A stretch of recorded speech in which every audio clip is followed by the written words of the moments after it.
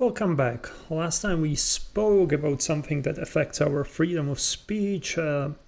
It's obviously a new act that was added to Bill C9. It's an act against hate speech. Like I said last time, obviously hate speech should have no place on the internet in the modern society, anywhere. Like hate speech bad, big no. I have to apologize for my statistics. For some reason, when I googled hate crime in Canada, it showed me about 440 hate crimes reported, and I didn't notice that it was in Toronto. So just to fix that mistake, for the year 2024, there was 4,882 hate crime incidents, which again is 4,882 more than what should be allowed, right? Well, that being out of the way, the total crime in Canada for the year 2023 was 2,342,031 cases. So again, hate crime, really minor thing. Obviously, it should be addressed. I'm not going to complain about Liberal government addressing the hate crime.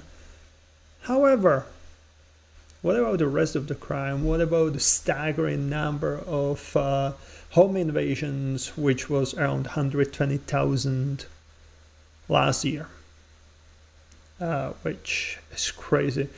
And again, out of those 2,342,000 and a little bit, that doesn't include traffic tickets and traffic violations. So it's literally full-on crime. So we don't really hear anything about that. I saw some story today or video from Proud Canuck on the Instagram, and he was mentioning that Liberals voted against keeping offended criminals or repeat offenders behind the bars, which pretty much summarized the situation we see, right? Almost 2.5 million of crimes per year. It's ridiculous, and the population of Canada is around 40 million. So that's crazy. That's crazy high, man. 2 million. But anyway, that being out of the way, today we're gonna watch the video from Brian Lilly, Toronto Sun, about situation in Toronto, and I wonder what it is about. I have not seen it. I saw one shot, so it might actually fit exactly to what we are talking about. So let's take a look at it. So before we start, I would like to mention that I used to live in Toronto from, I believe, 2019 to 2022. So yeah, let's see how much I've changed since I moved out. The city of Toronto is not all right. Hi, I'm Brian Lilly, political columnist for the Toronto Sun. You may be feeling, if you live in the city of Toronto, that things are different than they used to be. The city is not as clean. It doesn't function as well. You're seeing more people on the streets. Quite frankly, smoking out of crack pipes, probably handed out by the city. TTC is not working as well as it used to. Hold on. So it's not just Vancouver, it's also Toronto. Crack pipes, eh? Well, I don't know, man. Is that what it means to be first world country? That we're gonna distribute crack pipes? Is that the difference between third world and first world? That the third world won't distribute needles, pipes, whatever? And that's how they get HIV and all of that shit, because they share needle, right? Like, is this the difference? Because it's starting to look like it might be the only difference. Don't get me wrong, I know living in Afghanistan, Iraq, or somewhere in that area is much worse. Like, we still have it great over here, right? But what are we doing, man? Really, tell me. What What outcome do you think it's gonna have? To be the city doesn't feel as safe. These are complaints, yes, but also a cry from those of us who live here to say things could be better. Hold on. Wasn't it one point of the hate speech bill that people are afraid to walk through the communities and stuff like this? Really? Really, liberals? Is that why they're afraid? Not because of the free crack pipes and crackheads and home invasions and robberies and all of it. It's really because someone might be like, hey, you have a different skin color than me, or you're different race, or you're different religion. Really? I don't think crackheads care, man. We need the city to be better. Well, just this last week, the Toronto Star issued a giant poll from Ipsos, one of my favorite polling firms, good friends with Daryl Bricker, and it showed that what you are feeling is what the majority of your co-residents of this city are feeling. Reached out to Toronto City Councillor Brad Bradford. He's kind of set himself up as the opposition at City Hall to talk about this. And Brad, you were there when Jordan Bidoff at the Empire Club gave his speech, his report card on the city of Toronto, and he didn't varnish it. He didn't try and polish it. He said, city's kind of doing not great at the moment. Is that what you hear from residents? Are residents, look, I love my neighborhood. I love this city. But I think things could be better. What are you hearing from residents? That's the exact sentiment I hear every day when I drop my kids off at daycare or I'm at the hockey rink or talking to Main Street businesses, is that they love this city. I love this city. Many Torontonians love this city, but it ought to be a lot better. And I think people are frustrated right now because, the services that they rely on, that they were promised under Mayor Chow were going to get better. Things like the TTC, dealing with the traffic congestion, dealing with the housing challenges, the encampments that we've seen proliferate across the city. Everything seems to be getting worse at a time when you're paying more for it. So I think that's when you start.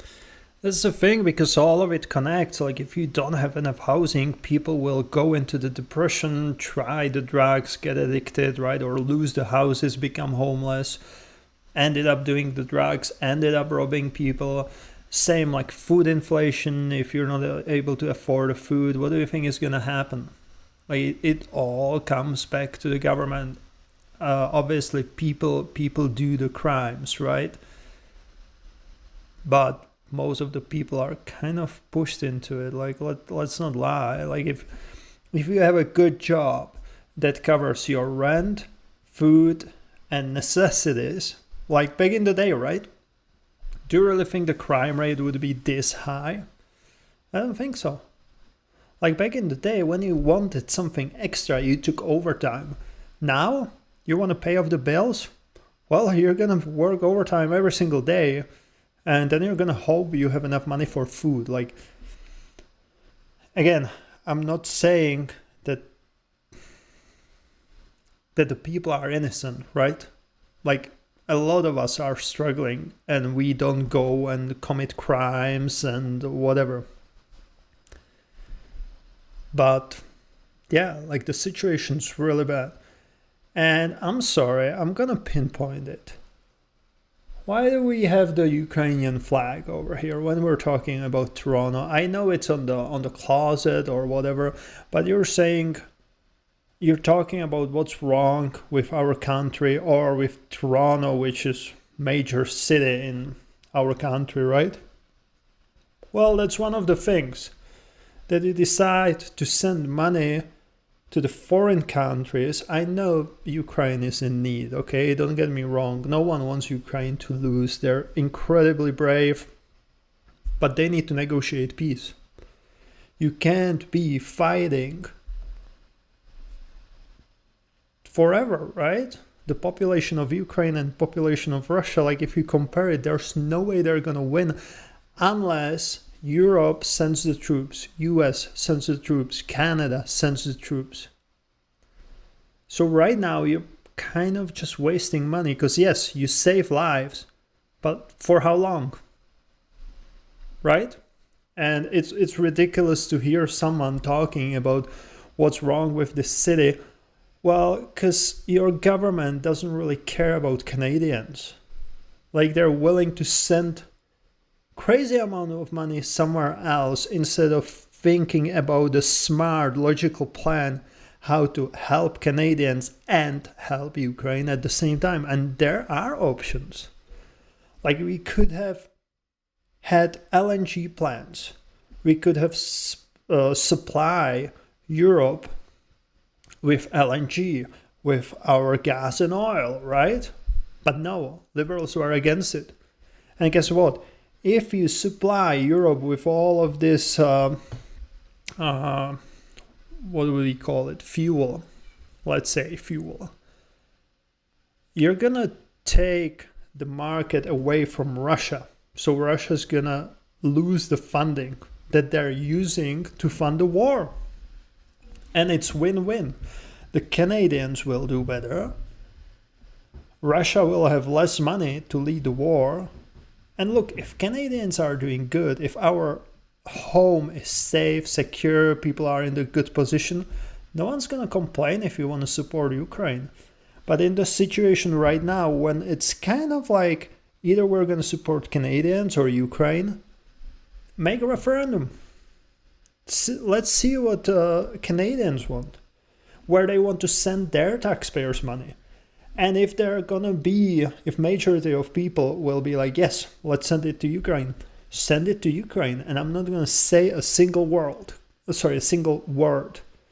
that's Canadians and the Canadian taxpayers who decided it, right? Not just government. But right now, you're just sending our money abroad.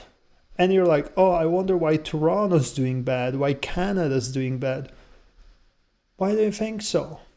We're not a bank.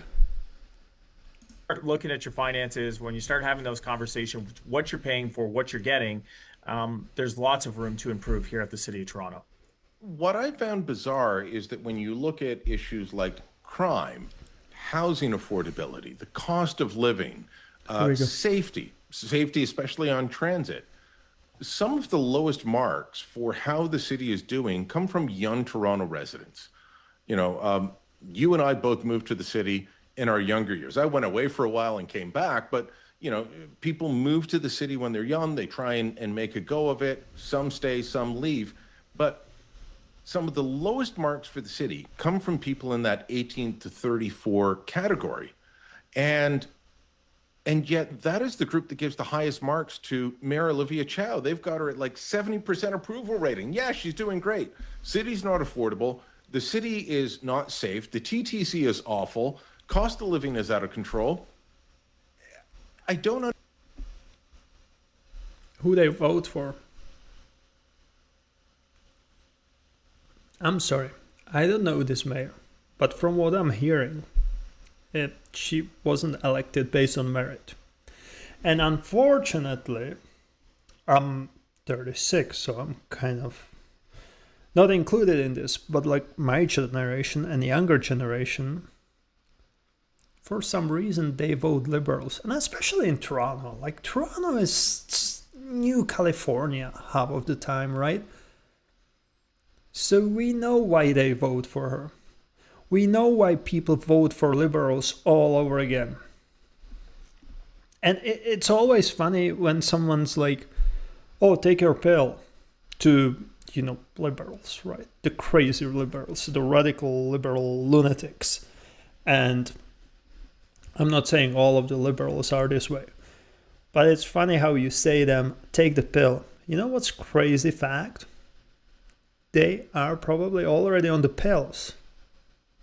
And it doesn't work. And it kind of goes back to the crime, right? When we know what happened in the US, right? With the Ukrainian refugee named Irina got stabbed on the public transportation by a monster who just got up and stabbed her for no reason. And then we found out that he's probably mentally ill. He was a repeated offender. They released him multiple times. We see all of these examples, and yet we're doing exactly the same thing in Canada. And do you really think pills work? Like, I'm sorry, mentally ill or no, if you commit crime like this, you should be judged like every other person. Because what do you think is going to happen? You think you're going to give him a magic pills and he's going to be the sweetheart, the next Jesus? No. We see it with liberals. We see it with all of these people who were celebrating Charlie Kirk's death. These people were on the pills already, and it does not make them better people or better person or anything. And from not a personal experience, but I know few people who are on the pills. Those pills don't make them better people. It makes them care less about their issues, anxiety and whatever, but it alters their character. And it can be scary. So again, repeat offender, mentally ill or no, should be judged, charged and punished the same way as everyone else. Change my opinion about that. Write me in the comment if you have different opinion. Understand that. A lot of these people are thinking of leaving because the city is no longer sustainable. How do you look at that? Well, I think that's actually the biggest red flag in all of Brickert's research here is the fact that 40% of Torontonians are considering leaving the city of Toronto in the next 5 years. So if that was your workplace and 40% of your workforce was leaving, that would be a crisis. And yet, the mayor and the folks here at City Hall seem to take these numbers with a bit of a shrug. And your point about demographics is a good one. It's the people who are trying to raise a family, trying to build a business, become entrepreneurs, create wealth, create prosperity. Those are the folks that are leaving the city at record rates in a flight to the GTHA, chasing safety, chasing affordability, interprovincial migration out west, or even in some cases south of the border. And I think that's the biggest sleeper issue in all of this stuff is if this isn't a city where you can raise a family or build a business or have access to opportunity, if it's a city where you don't feel safe and you can't get around, people are inevitably going to leave because those are the basic fundamentals of quality of life of what, the mobile talent pool is looking at. It's a reflection of where people are going to deploy their capital and spend their time. And if they don't feel like the city of Toronto can get the basics right, they're going to look for cities, municipalities, and jurisdictions that are focused and are prioritizing getting those things right. And that is a big risk and potentially a big loss for Toronto. No. It's big risk for Canada, not for Toronto, because Toronto's always going to have another immigrant to take the job. Like, I'm sorry, I'm one of the immigrants, right? I lived in Toronto. I know how it works.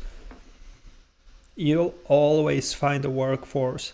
But the issue for Canada is that because of what's going on in Toronto and everyone moving out to Alberta, BC, whatever, we are getting housing crisis over here as well. The living is no longer affordable in Alberta either. Like the prices are sky high, rent is big, mortgages, like the houses. I live on the village and the price of the house almost doubled in 3 years. And that's because of this, because of people moving from Ontario to Alberta. And if it's going to continue, there's not going to be a single province that's affordable. And you're talking that people are going to US. Are you surprised? You can still find the states where you can have $70,000 annually and you can have 2 cars and house and support a family. Stay-at-home wife, right? Stay-at-home mom. So, are you really surprised? And 70,000, what would it be in Canada? Is it like 100K Canadian dollars? Let me see.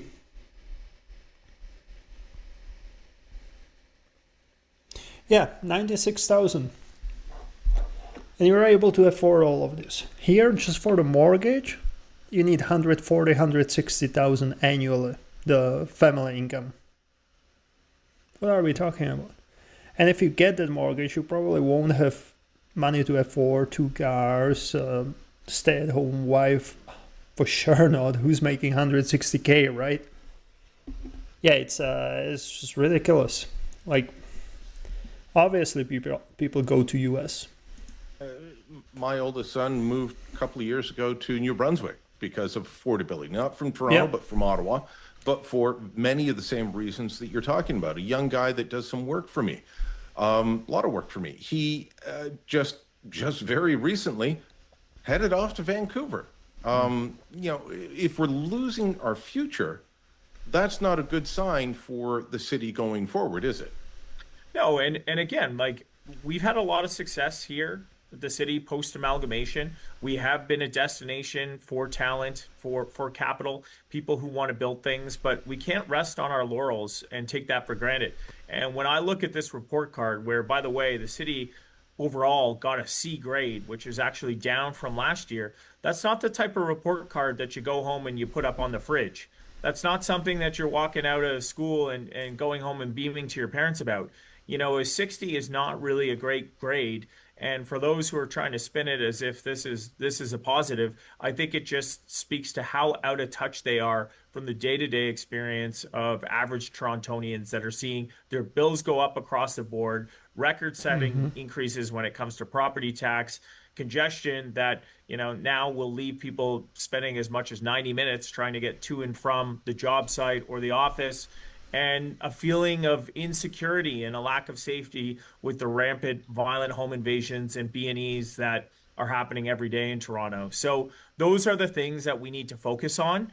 And I think it comes down to leadership at City Hall. We don't have the type of leadership that is steadfast in its focus and determination to get the priorities for local government right. You know, it seems like the mayor spends a lot of time at festivals, which is great, but I think she ought to spend some more time in the meetings and working with the staff and the agencies to make sure that when it snows, we're getting the snow cleared. When it's hot out, the pools are staying open, and we're...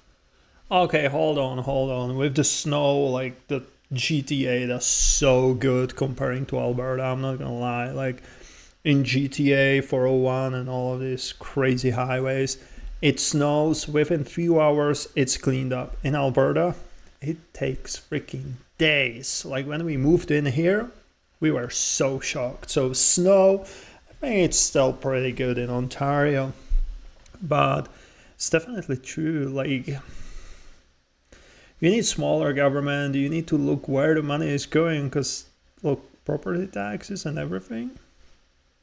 Where is all that money? Where is it going? Like, we're talking about third world countries and their corruptions, but obviously we have that in Canada as well. We have that in the federal government, provincial obviously as well, and even the mayor and municipalities, right? So, I don't know, we need something to change. And I'm gonna spin it again to Liberal government, right? Because there's a thing that haven't changed for 10 years. But did Canada get better in those 10 years or no? I'm not telling you to trust Pierre Poilievre. I'm not telling you to trust, I don't know, NDP. But look, we have one party that's proving that they're not willing to change anything for better. So why are you voting for them all over again? Like, there's a point where you need to realize, and the same with this mayor, right? And same with Doug Ford. But with this mayor, for sure, it's like, I know she's a woman. I know she's probably Asian descent, right? But if she's doing bad job, that's not a reason to vote for her because she's women and Asian descent. And same with Doug Ford, because he was in power for so long as a premier of Ontario. That's not a reason for you to vote for him again. Like, he cares about the stupid bike lanes instead of what matters. Like, that's ridiculous. He's pulling the publicity stunts, spilling the US alcohol. Like, seriously? He's telling you elbows up, or not elbows up, but yeah, let's fight the US. Well, how did it work for us? Cutting the grass. Those are the things that are deteriorating in Toronto, and those are the things that we ought to be doing better. You mentioned that 40% say that they are considering leaving. By the way, in 18 to 34-year-olds, that's 55%. Right. 55% say they're thinking of leaving. Look, one of the things that Ipsos and Bricker found in their polling is that 41% feel that TTC is not safe. If you are in a lower income group, $40,000 to $60,000 a year, that's lower to average in that range. 52% say it's not safe. 48% of women say the TTC is not safe. 47% of those aged 35 to 64. 47% of non-homeowners. I use the TTC almost daily. I walk a lot. I know you use the TTC quite a bit when you're not cycling all over the city. But, look, I'm in 65% of men say the TTC is safe. I feel that it's safe for me, but I do worry about the safety of others. I'm a big guy. People are less likely, not completely unlikely, but they're less likely to bother me. Okay, let's talk about this. I lived in Dubai for a while, right? You would think that it's really safe city, and for me it was. But same thing. We went on the metro, me, my wife, her sisters, and you would think you're gonna feel safe, nothing's gonna happen, right? Well, someone was touching my sister-in-law the whole ride. She was afraid to do anything because she's like, well, what's gonna happen to me if I complain, right? But someone was grabbing her ass, and I think even multiple people. You would not expect it. And why I'm saying it is that obviously it's different perception for me as a man, maybe for my wife, because she was obviously with me. But that doesn't mean it's safe for everyone. And honestly, I wouldn't want my wife and my sons to go on TTC in Toronto nowadays. I wouldn't feel safe. Like, okay, go train from one city to Toronto. Maybe that would be okay, but the TTC itself, yeah, I don't know. I think of young people. I think of women. I think of people who are vulnerable. The TTC is far too often filled with people who are a danger to themselves and others. And you get on the train, we've all seen the videos or seen it ourselves of people on the subways or on the streetcars or on the buses smoking their crack pipes. Mm-hmm. Yeah, and you know what? TTC ridership has plummeted, and it's never returned to what it was pre-pandemic. The knock-on effect of that, of course, is traffic is worse despite fewer people going back to the office. So that's how you square that. More folks that have the opportunity or the option to be in a car are choosing to do that rather than what used to be the better way, the TTC. And it's because the type of behavior that you see that you just described is characteristic of your experience more often than not when you're on the TTC. And I can tell you, I've got a 2 and a 4-year-old daughter. More often than not, I'm not taking them on the TTC. We will elect to drive because there's not a 0% chance that you're going to see somebody lighting up a crack pipe, or somebody's going to be exposing themselves, or you're going to be smelling, urine on a subway car. And that's just not a pleasant experience. So it comes down back to prioritization and where we're directing. No, what it comes down is, again, the catch and release that the Liberals put into action. Like, we know who these people are. We know where to find them. So why aren't cops just storm the TTC and lock them all up? Well, they might have done it before, but then they had to release them because of our lovely federal government.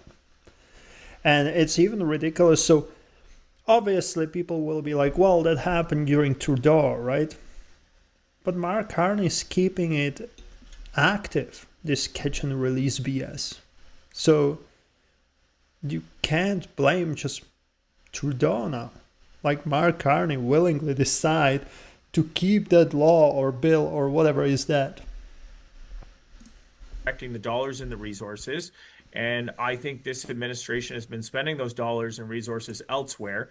If we want to improve ridership on the TTC, which I think all of us would agree is essential for traffic management, for mobility, for a world-class city of 3 million people, then we have to deliver better service and it has to be safe. And I can tell you, I was down in New York, I don't know, back in May, a few months ago, and I rode a lot of transit there. And every station I walked into, I saw, a transit officer or a special constable. And there's probably a small segment of the population that doesn't like that, but the vast majority of people feel like that presence in the station is a deterrent. And I didn't have the type of episodes or experiences on the subway there that are commonplace here in Toronto. So it's not rocket science, but it is a question of prioritization. Do we have an administration that actually wants to focus on making the TTC safer and more reliable? Because that's how we would get people back on it. And right now, I look at the results, I look at the experience anecdotally and my own. I'm not seeing it.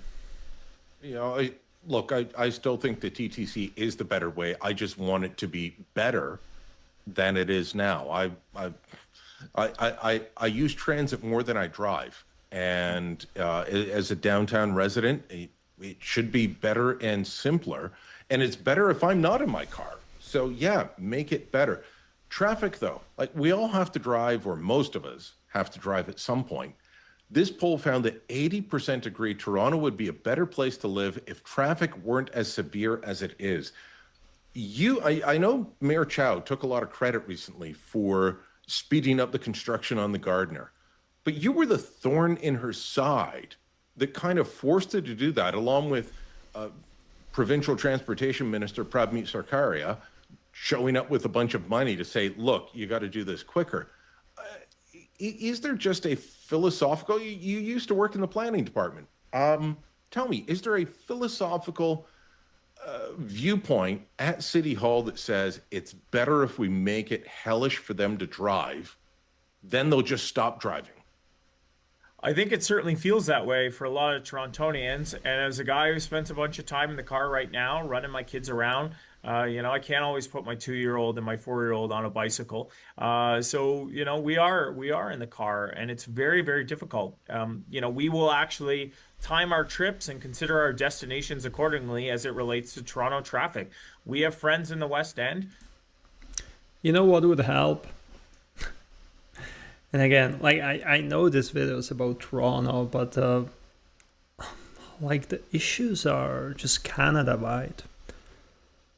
Driving in Toronto, Ontario, GTA is horrible. It's so many bad drivers, so many accidents. Like I said, first snow, the snow plows are out, they clean it, but yet you still see almost every 500 meters some accident. Someone in the ditch, some two cars in each other, right? But what I want to say, make stricter rules to get the driver's license. Like G1, it's ridiculous. How can you be able to drive a car?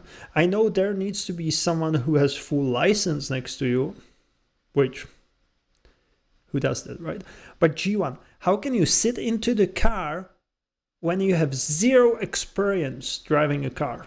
You literally just pass the theoretical test. Like, am I able to fly the aircraft if I pass the theory? No. I know car is not that hard, but you can still kill someone, right?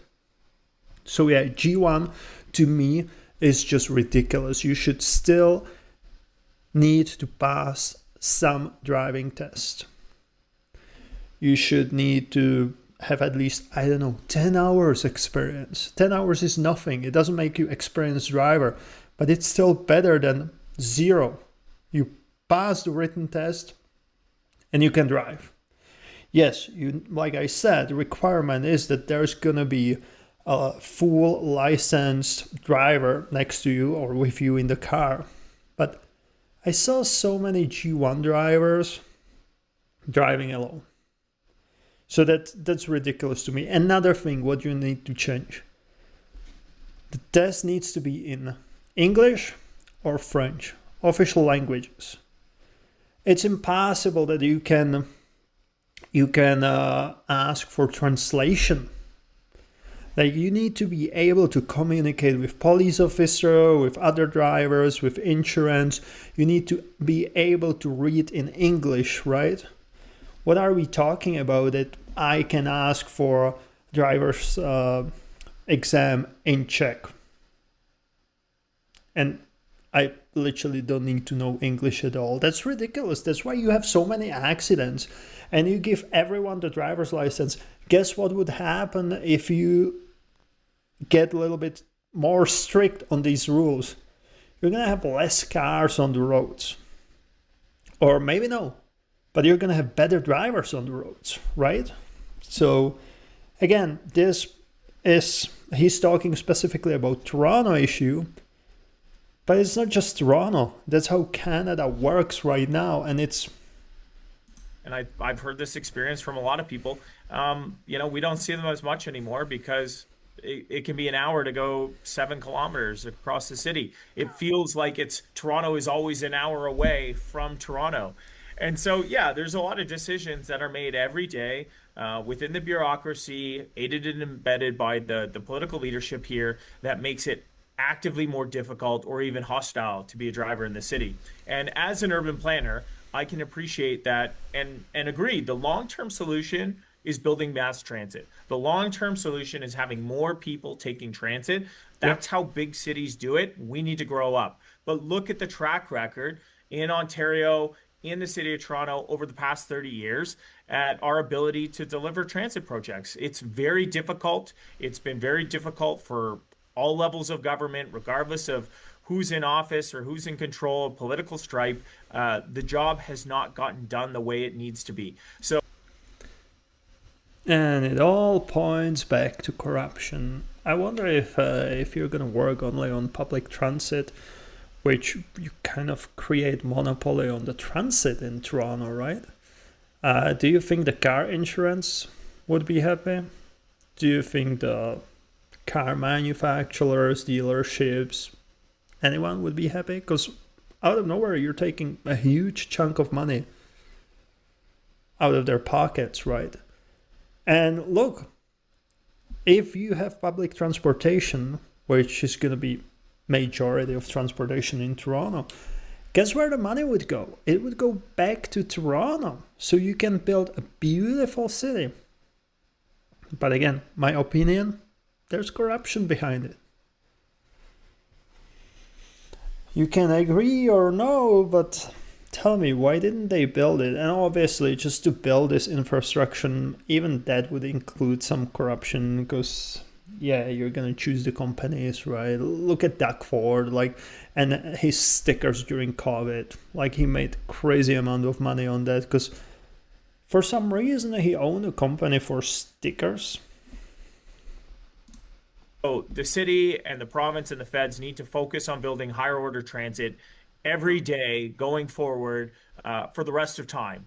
But sure, but the Ontario line is being built. If it turns into the same cesspool that line 1 and line 2 are now, I may ride it, but how many other people are going to say, well, that's a separate conversation, and that's where the city, who is the operating authority, the TTC, on all of these, we need to do a much better job when it comes to safety and reliability. But just with respect with the hostility towards vehicles, I tell people, I can't ride the transit that doesn't exist. And if it's not safe or reliable, people are less inclined. You and I might take it, but people are less inclined to take it. So you look at the transit map in Toronto for a long time, it's been pretty static for the most part. North, south, east, west, you got a couple options, and it dictates our development patterns. It dictates our commutes. It plays a big role in the geography and how people move around Toronto or don't. But I really reject the premise. It comes from a self-righteous position or a position of moral authority, the high ground, when people will say, well, if you're in traffic, you are traffic, you're part of the problem. Say, I can't take the transit if it hasn't been built or if it's not safe or reliable. So Yeah. we can't live in a Pollyanna universe that doesn't exist here. We can push to realize that over the coming years and decades that it will take to materialize, but we have to stop doing things right now that make the traffic situation worse in Toronto today. We have to stop doing that and recognize that there are people that are moving in different ways, and cars are going to be a big part of that future for the near and medium term in Toronto. I lived in Montreal 20 odd years ago, and their subway system far superior to Toronto's, and they haven't built anything in decades either.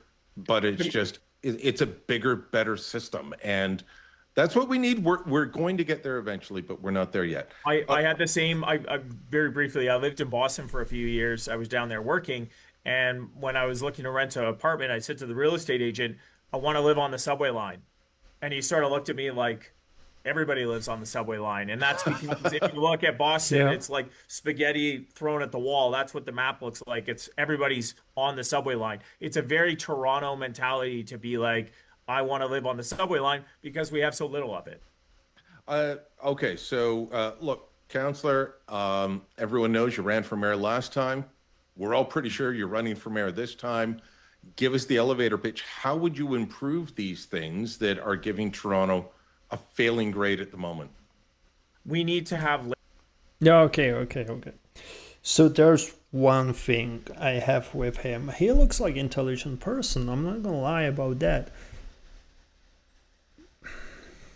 And it's my pet peeve. You probably know it by now, but where's Canadian flag? I'm okay if you want to have Ukrainian sticker or Ukrainian flag, but you're trying to make Canadians or people from Toronto to elect you. Why don't you put a Canadian flag? It doesn't need to be sticker. It can be behind him, right? But like, show that you were here for the Canadians. Like I said, he looks like an intelligent person. Definitely looks better than the current mayor. And like I said, I'm all for the change. Like if something doesn't work, you need to change it. But if you're trying to appeal to the Canadians, why do you have flag of different country on your background? I don't know. Like I might be a little bit picky, but look, like Pierre Poilievre said, it should be Canada first. And my big point about this is, if you don't take care of Canadians, how do you think you're going to be able to fund Ukraine? It's like, if you don't take care of your cow and you just milk it, what do you think is going to happen? You're not going to get milk forever. The cow will die. And that's what's going on with Canada right now. We're sending all the money abroad, and I'm not saying just Ukraine, right? But what about Canadians? And yeah, I mean, I get that Toronto's liberal, and yeah, like I said, it's just my thing, but laser focus on what the most important things are. I think we've experienced a decade of decline in the city, and the current administration is making it worse. decade. But I we need wonder strong why. leadership that's not afraid to do the difficult but necessary things when it comes to prioritizing core local government services. For too long, the city has spread itself a mile wide and an inch deep. It's tried to be all things to all people. And as a result, we deliver services literally at a C minus and a D plus level. That's not good enough for Torontonians. That's not value for money for taxpayers. So we need an agenda that reflects prioritization of the basics. We need to be a city that can clean up the snow in the wintertime and keep the pools open in the summer. And when I go to register, my kids for recreation programs, it doesn't feel like the Hunger Games. So the good news is, we That's all the way it is now. we all care deeply about this city, and there's a ton of room for improvement. We just need strong, decisive leadership that is fearless in the pursuit of getting those basics right, and is going to be unapologetic in our initiative to accomplish those things. All right, Councillor, thanks so much for the time today. We'll put it to the audience. Let us know what you think. If you're a Toronto resident, drop a comment down below. If you're not, keep your nasty comments to yourselves. But please let us know what you think and share this. Yeah, I don't know. I like Brian. The councillor looks like intelligent, logical person.